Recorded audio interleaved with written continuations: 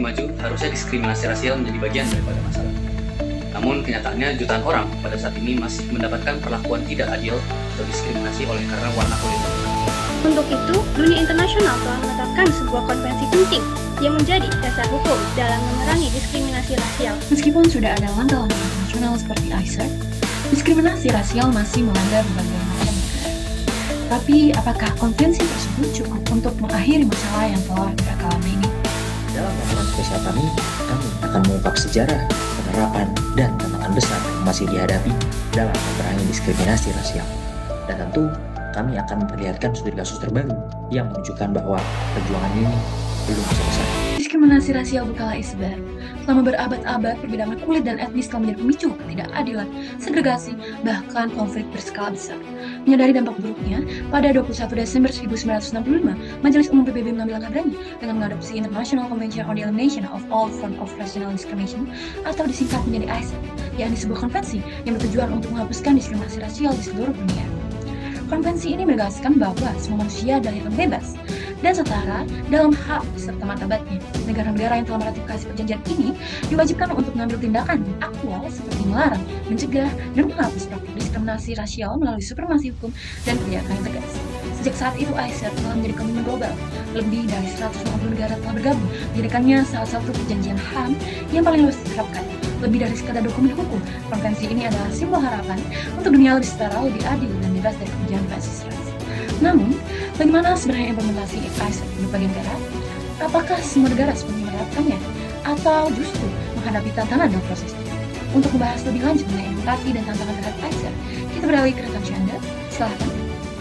Beralih kepada implementasi dan tantangan, ICERD diadopsi pemandang ras, warna kulit, atau asal etnis mereka. Contoh kebijakan yang sering diterapkan dalam rangka mengurangi diskriminasi rasial adalah adanya program-program afirmatif atau kebijakan kuota yang bertujuan untuk meningkatkan representasi kelompok-kelompok minoritas dalam sektor pendidikan, pekerjaan, atau politik. Di beberapa negara, kebijakan seperti ini terbukti efektif dalam mengurangi ketimpangan. Namun, di tempat lain, kebijakan tersebut justru menimbulkan kontroversi dan kritik terkait kesetaraan kesempatan.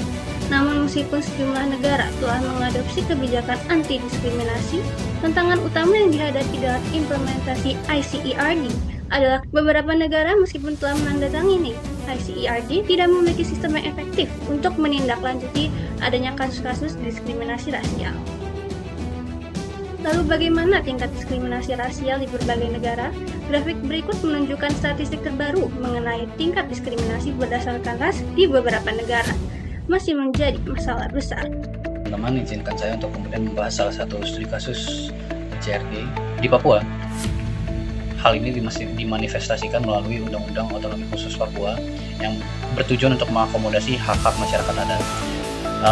Namun sayangnya, dengan adanya implementasi tersebut, masih banyak hal yang kurang, seperti contoh angka akses layanan dasar yang masih kurang.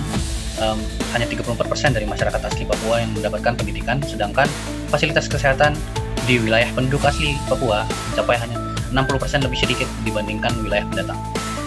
Dari militerisasi dan pembatasan akses terhadap jurnalis masih sering dilakukan oleh pemerintah Indonesia untuk kemudian bertentangan dengan tujuan Indonesia meratifikasi dalam menghilangkan diskriminasi rasial.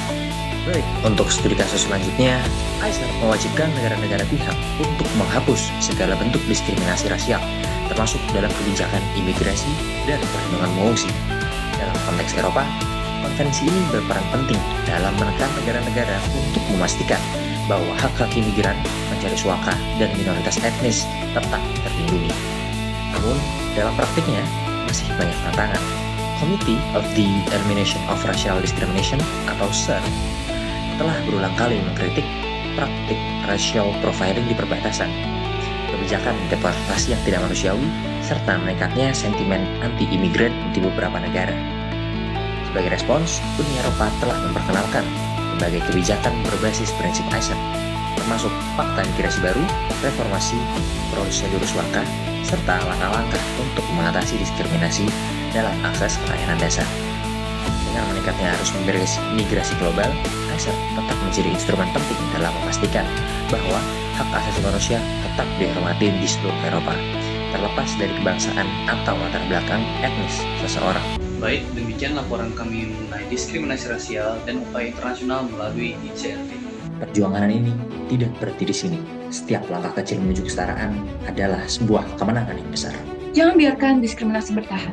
Mari bersama-sama berjuang untuk kesetaraan dan juga saling hormat. Terus ikuti berita kami untuk informasi dan langkah-langkah selanjutnya, dan sampai jumpa.